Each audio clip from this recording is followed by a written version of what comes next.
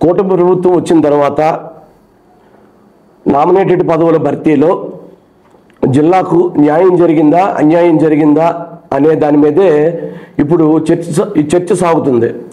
జనరల్గా ప్రతి నాయకుడికి సొంత ఫాలోవర్స్ ఒక వర్గం ఉంటుంది.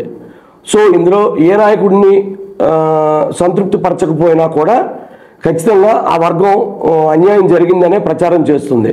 అయితే ఆ వర్గానికి ఉన్న బలం ఎంత, ఏ మేరకు ఈ ప్రచారాన్ని ప్రజల్లోకి బలంగా తీసుకువెళ్తారు, దానివల్ల పార్టీకి జరిగే నష్టం ఏమిటి అన్న విషయాల మీదే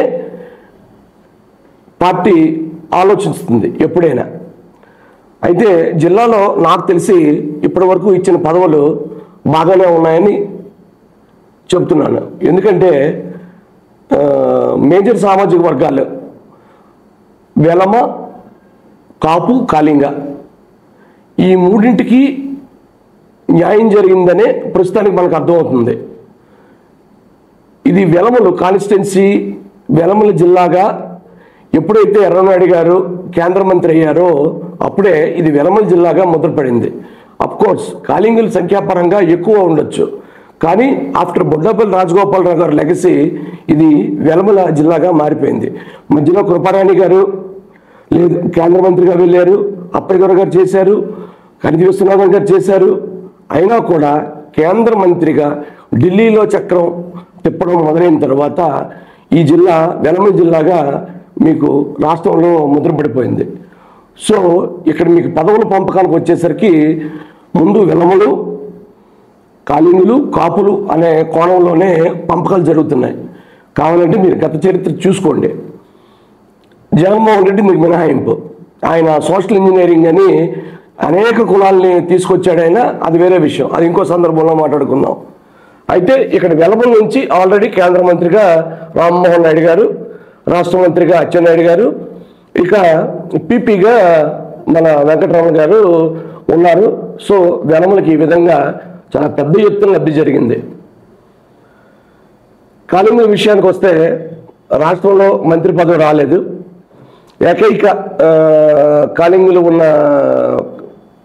కాళింగులు ప్రాతినిధ్యం వహించే కాన్స్టిట్యున్సీలు ఇక్కడే ఉన్నాయి కాబట్టి ఇక్కడ మాకు కాళింగులకి మంత్రి పదవి ఇవ్వాలనేది ఒక డిమాండ్. అది అన్ని ప్రభుత్వాల్లో కూడా ఇది ఉంది. కొన్ని చోట్ల కొన్నిసార్లు ఫుల్ఫిల్ అవుతున్నాయి ఏదో ఒక రూపంలో. అయితే ఈసారి 2024లో ముఖచిత్రం, రాజకీయ ముఖచిత్రం ఎన్నికల తర్వాత మారిపోయింది. ఇక్కడ ఎలాగైతే ఇక్కడ మాత్రమే కాళింగులు ఉంటారో, ఇక మీకు అనకాపల్లి జిల్లా, ఇప్పుడు కొత్త జిల్లాలో అనకాపల్లిలో గవర అనే ఒక కమ్యూనిటీ అక్కడ మాత్రమే మనకు కనిపిస్తారు, ఆ చుట్టుపక్కల ప్రాంతాల్లోనే. సో అక్కడ కూడా ఇలాగే గవర్ల నుంచి ఒకరు మంత్రి కావాలని ఎప్పటి నుంచో నినాదాలు ఉన్నాయి. అలాగే ఇప్పటికి 4 సార్లుగా అక్కడ ఎమ్మెల్యే గణబాబు, ఆయన 4 సార్లు గెలిచారు. ఆయనకు కూడా ఈసారి క్యాబినెట్లో బెర్త్ వస్తుందని చాలామంది అనుకున్నారు. మొన్న ఏదో పదవి ఇచ్చారు, ఏదో విప్పించినట్టున్నారు. సో ఆయనకు కూడా రాలేదు. అదే కోణంలో ఈ జిల్లాలో కాళింగులకు కూడా రాలేదు. అలాగే మీకు రాయలసీమ ప్రాంతాల్లో కొన్ని కులాలు ఉన్నాయి, వాళ్ళు అటువంటి వాటికి కూడా ఈసారి మంత్రివర్గంలో స్థానం రాలేదు.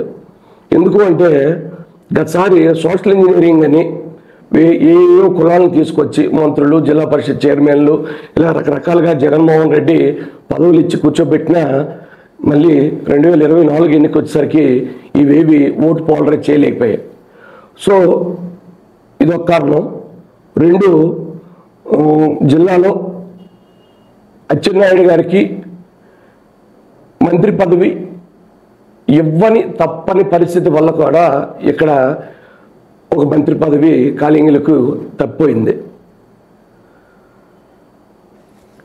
ఇక మిగిలింది నామినేటెడ్ పోస్టుల్లో కాళింగులకి ఏ మేరకు న్యాయం చేశారు అంటే, కాళింగ కార్పొరేషన్ చైర్మన్గా నరసంపేట నియోజకవర్గం పోలాక మండలానికి చెందిన రోణంకి కృష్ణంనాయుడిని నియమించారు. ఇది రాష్ట్ర స్థాయి పోస్టే. 2 పలాసలో మాజీ మున్సిపల్ చైర్మన్ వజ్జ బాబురావు కూడా ఒక రాష్ట్ర స్థాయి కార్పొరేషన్ పదవి ఇచ్చారు. ఇది పెద్ద పోస్టే. ఇక ఇచ్చాపురం నుంచి బెందాలం అశోక్ హ్యాట్రిక్ ఎమ్మెల్యే, ఆయనకు విప్పు పదవి ఇచ్చారు. సో ఈ కోణంలో కాళింగులకి న్యాయం జరిగింది. ఇక జనసేన కోటాలో ఇద్దరు కాపులు, తూర్పు కాపు కార్పొరేషన్ నుంచి పాలవలస యశస్వి, సోడా చైర్మన్గా రవికుమార్, కొరికాల రవికుమార్ తీసుకున్నారు. వీరిద్దరు తూర్పు కాపులు. సో ఈ 3 కులాలకి ఇక సరైన న్యాయమే జరిగింది. ఇక అన్నిటికీ మంత్రి పదవే అల్టిమేట్ అనుకుంటే కష్టం. ఎందుకంటే ఈ రాష్ట్రంలో కులం కోణంలో చూడాలా, ఓట్ షేర్ కోణంలో చూడాలా, లేదు అధికారంలో ఉన్న పార్టీకి ఏ కులాలు మొదటి నుంచి పల్లకి మోస్తున్నాయన్న కోణంలో చూడాలా అన్నదే ఈ కార్పొరేషన్ పదవులు ఇచ్చినప్పుడు కానీ మంత్రి పదవులు ఇచ్చినప్పుడు కానీ చూసే క్రైటీరియా. కానీ ఈసారి మాత్రం తమతో 83లో పార్టీ పెట్టిన దగ్గర నుంచి తమతో ట్రావెల్ చేస్తున్న కులాలకే అందరం ఎక్కించినట్లు మనకు అర్థమవుతుంది. అయితే స్థానికంగా మెజార్టీ వర్గాలని సంతృప్తి పరచాలి కాబట్టి కొన్ని నియామకాలు జరిగాయి తప్ప మిగతావన్నీ కూడా తమతో ఉన్న వాళ్ళకే ఇది మోస్తున్నట్టు ఇస్తున్నట్టు అర్థమవుతుంది.